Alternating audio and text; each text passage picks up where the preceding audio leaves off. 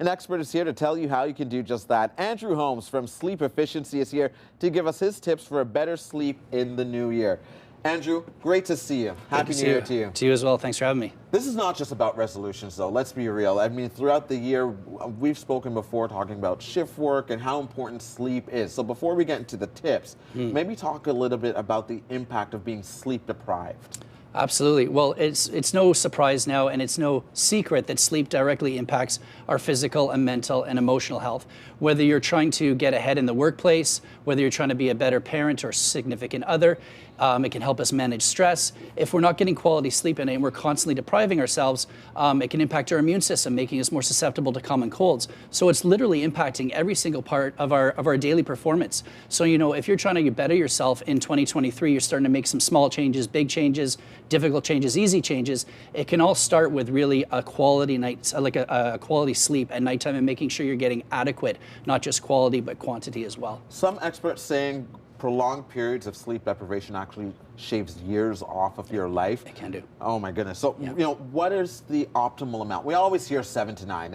That remains true? Yeah, there's been new reports actually. I think we did something on 580 with Christy Cameron talking about how 7 hours now has kind of been, for adults we're talking about, so the over 18 crowd, 7 hours of sleep is optimal for peak performance. It was once said anywhere between 7 and 9, but they've kind of drilled it down to 7 being the optimal for peak performance. Okay, wonderful. So what should we be doing if we're struggling with sleep? And many of us are. We are, yeah. So again, to put ourselves in the best position for you know, the most success, no matter what we're taking on in 2023, there are a few different tips that we can put in place.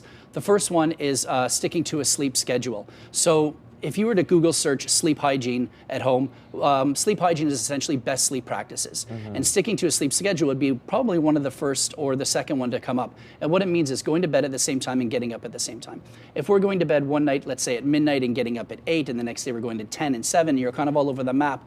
What happens is your sleep cycles, which are 90 minutes in duration, they don't become tailored to very specific hours. So you can actually wake up in the morning in a deep sleep and not be able to kind of get the hamster on the wheel. If we're keeping, let's say, bed at midnight, 7 o'clock consistently, your sleep cycles will be tailored. That 90-minute sleep cycle where we go through all the different stages, it will pull you out of a lighter stage of sleep and actually allow you to get the hamster back on the wheel. The hamster's already had a couple cups of coffee. It's ready to go. Right. You're feeling alert and energized, and kind of put you in the best position to start your day.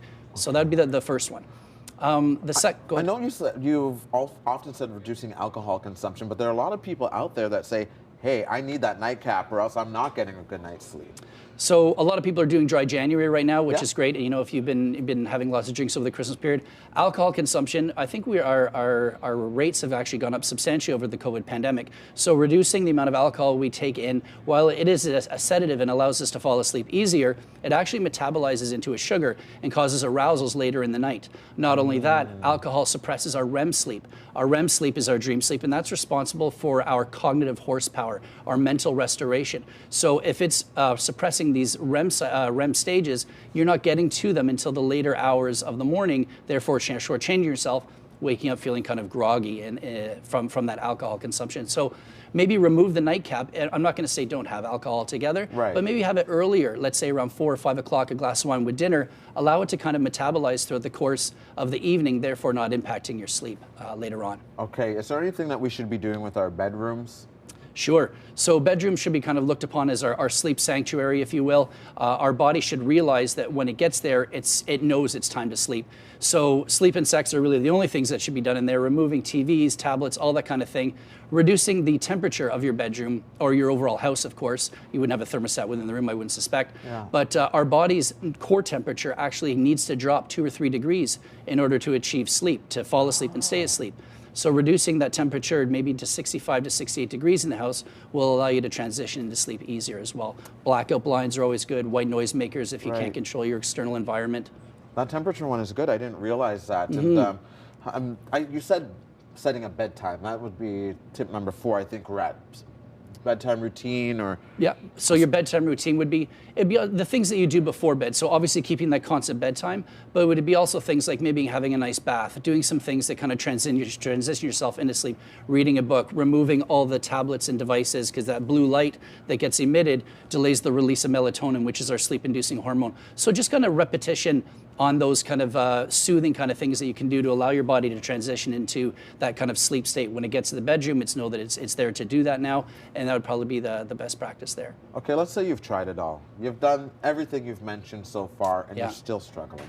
So at that point, I would suggest maybe getting a sleep test done. You can be doing everything you possibly can to put yourself in the best position. But if there's something physiologically happening at nighttime, such as sleep apnea, where you have pauses in your breathing, you can be basically having poor quality sleep throughout the course of the night. And no matter what you do, you can still wake up feeling exhausted. So getting a sleep test done at Sleep Efficiency, we actually offer home-based sleep testing where you can investigate from the comfort of your own bed.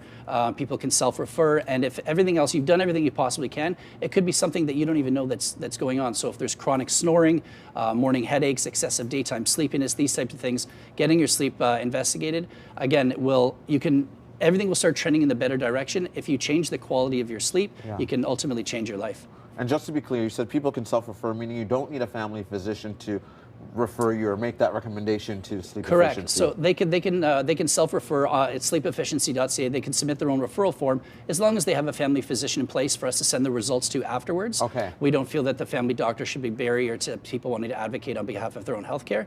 So they can self-refer. We get them set up and then send the results not only to the doctor, but the patient gets their own copy of the report too. Excellent. Andrew, thank you so much for joining us. Pleasure, I think Stefan. That was very helpful to us and all of our viewers. Thank you. Appreciate it. Cheers.